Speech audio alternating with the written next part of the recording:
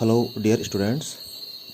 In business studies, your fifth chapter, that is organizing, is going on, and today we are going to discuss the topic structure of organization or organizational structure कि किसी भी organisation का structure क्या होता है, ठीक है, और इसको हम ऑर्गेनाइजेशनल स्ट्रक्चर भी कहते हैं, ठीक है।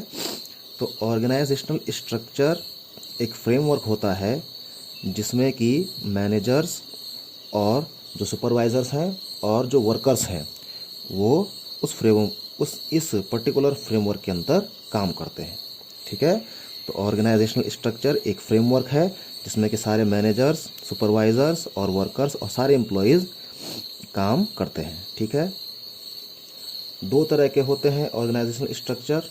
First is the functional structure and second is the divisional structure. Okay, so first we will talk about the functional structure. तो फंक्शनल स्ट्रक्चर क्या होता है? फंक्शनल स्ट्रक्चर एक ऐसा ऑर्गेनाइजेशनल स्ट्रक्चर होता है जो कब बनता है, जब हम एक ही तरीके के जो काम हैं, जॉब्स ऑफ सिमिलर नेचर, एक ही प्रकृति के, एक ही तरीके के जो काम होते हैं उनको एक ही डिपार्टमेंट के अंदर रखते हैं, ठीक है। तो फंक्शनल स्ट्रक्चर वो ऑर्गेनाइजेशनल स्ट्रक्चर है जिसमें कि हम एक ही तरह की जो एक्टिविटीज़ हैं, जॉब्स हैं, वर्क है, उसको एक ही डिपार्टमेंट के अंदर रखते हैं, ठीक है, like production department, marketing department etcetera. Functional structure को हम इस फिगर की हेल्प से समझ सकते हैं, ठीक है। जैसे कि फंक्शनल स्ट्रक्चर में सबसे टॉप लेवल जो मैनेजमेंट है that is the general manager, ठीक है। इसके अंडर डिफरेंट डिपार्टमेंट काम कर रहे हैं, production department, finance department, marketing department, procurement department, ठीक है। तो प्रोडक्शन से संबंधित जितनी भी एक्टिविटीज़ होंगी वो प्रोडक्शन डिपार्टमेंट के अंतर्गत आएंगी, जैसे कि क्वालिटी कंट्रोल का जो काम है वो प्रोडक्शन डिपार्टमेंट का होगा, और इसी के साथ साथ प्रोडक्शन डिपार्टमेंट का काम ये भी होगा कि वो ये इंश्योर करे कि वो ऑब्जेक्टिव्स जो हमने डिसाइड किए हैं, जो टारगेट जो हमने डिसाइड किए हैं उसके अनुसार जो है प्रोडक्ट को बनाए, ठीक है। फाइनेंस डिपार्टमेंट का काम होगा कि वो लोन्स का अरेंजमेंट करे, प्रॉफिट एंड लॉस स्टेटमेंट बनाए, बैलेंस शीट बनाए, ठीक है। मार्केटिंग डिपार्टमेंट का काम होगा कि वो अपने प्रोडक्ट की एडवर्टाइजिंग करे, कस्टमर को सर्विस प्रोवाइड करे, मार्केटिंग रिसर्च करे, ठीक है। और प्रोक्योरमेंट डिपार्टमेंट का काम होगा कि वो कम से कम लो कॉस्ट पर, सबसे लोवेस्ट कॉस्ट पे वो अपना जो रॉ मटेरियल है उसको प्रोक्योर करें, ठीक है। तो यानी कि हर डिपार्टमेंट में एक्टिविटीज़ बटी हुई हैं और एक डिपार्टमेंट में एक ही तरह की एक्टिविटीज़ को शामिल किया गया है। तो इस तरह से फंक्शनल स्ट्रक्चर एक ऐसा ऑर्गेनाइजेशनल स्ट्रक्चर होता है जिसमें कि एक ही तरह के जो जॉब्स होते हैं उसको एक ही डिपार्टमेंट के अंदर रखते हैं, ठीक है। अब बात करते हैं एडवांटेजेस ऑफ फंक्शनल स्ट्रक्चर की। तो फंक्शनल स्ट्रक्चर के कुछ एडवांटेज होते हैं, जैसे कि फर्स्ट है कि फंक्शनल ऑर्गेनाइजेशन में कोई भी एम्प्लॉय जो है एक ही डिपार्टमेंट के अंदर एक ही काम को बार बार करता है। तो जब एक एम्प्लॉय एक ही काम को बार बार करता है तो उसकी परफॉर्मेंस इम्प्रूव होती है, वो एम्प्लॉय, वो वर्कर उस काम में स्पेशलाइज्ड हो जाता है, ठीक है। तो यानी कि वो एम्प्लॉय जो है कम टाइम में ज़्यादा यूनिट बना सकता है, कम टाइम में ज़्यादा काम कर सकता है, okay. Second is it promotes control and coordination. Control किस तरह से कि हमने अथॉरिटी और रिस्पॉन्सिबिलिटी को बांट दिया है अमंग द डिफरेंट एम्प्लॉयज़, तो जो सुपीरियर है वो अपने सबऑर्डिनेट को कंट्रोल कर सकता है। और कोऑर्डिनेशन इस तरह से कि सारे डिपार्टमेंट के काम बटे हुए हैं और उनको टाइम भी दिया गया है।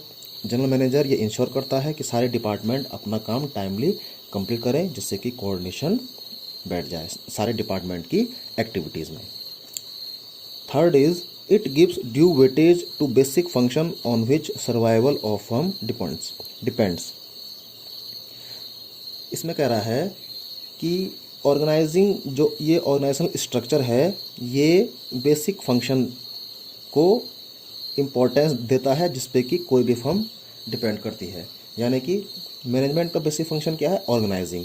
तो ऑर्गेनाइजेशन स्ट्रक्चर है वो ऑर्गेनाइजिंग पे फोकस करता है, यानी कि अथॉरिटी, रिस्पॉन्सिबिलिटी और अकाउंटेबिलिटी को डिफरेंट एम्प्लॉयज़ के बीच बांट देता है, ताकि जिससे कि कोई भी कन्फ्यूज़न ना रहे जो सुपीरियर है और जो सबऑर्डिनेट है उनके बीच में। Fourth is it increases managerial and operational efficiency. Organisation structure क्या करता है, ये मैनेजरियल और ऑपरेशनल एफिशिएंसी को बढ़ाता है। ऑपरेशनल एफिशिएंसी का मतलब क्या हुआ कि जो वर्कर्स हैं, क्योंकि वो एक ही काम बार बार कर रहे हैं तो उनकी एफिशिएंसी बढ़ जाएगी, ठीक है। और मैनेजर की एफिशिएंसी कैसे बढ़ेगी कि उनके पास हायर अथॉरिटी है तो वो अपने नए नए आइडियाज़ को इम्प्लीमेंट कर सकते हैं। Fifth is it helps in training of specialist managers, ठीक है। स्पेशलिस्ट मैनेजर्स की ट्रेनिंग में हेल्प करता है। किस तरह से कि सारे डिपार्टमेंट में अलग अलग तरह के मैनेजर होते हैं, तो जनरल मैनेजर को पता है कि किस मैनेजर को किस तरह की ट्रेनिंग देनी है, ठीक है। तो ऑर्गेनाइजेशन स्ट्रक्चर जो है वो स्पेशलिस्ट मैनेजर की ट्रेनिंग में हेल्प करता है, ठीक है। So these were the advantages of functional structure.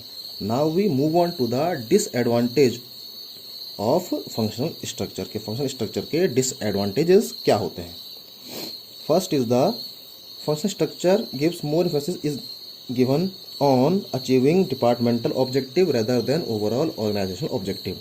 यानी कि फंक्शनल स्ट्रक्चर में क्या होता है, डिपार्टमेंट के जो ऑब्जेक्टिव हैं उन पे ज़्यादा फोकस किया जाता है, ज़्यादा उनको एम्फेसाइज किया जाता है, किसकी तुलना में, जो ओवरऑल ऑर्गेनाइजेशन के ऑब्जेक्टिव हैं, ठीक है। तो ये इसका डिसएडवांटेज है, क्योंकि सारे डिपार्टमेंट जो है अपने ही ऑब्जेक्टिव पे फोकस कर रहे हैं और वो डिपार्टमेंट जो है जो ओवरऑल ऑर्गेनाइजेशनल ऑब्जेक्टिव है उस पर फोकस नहीं कर रहे हैं। तो यहाँ पे कॉन्फ्लिक्ट की स्थिति उत्पन्न हो सकती है, ठीक है।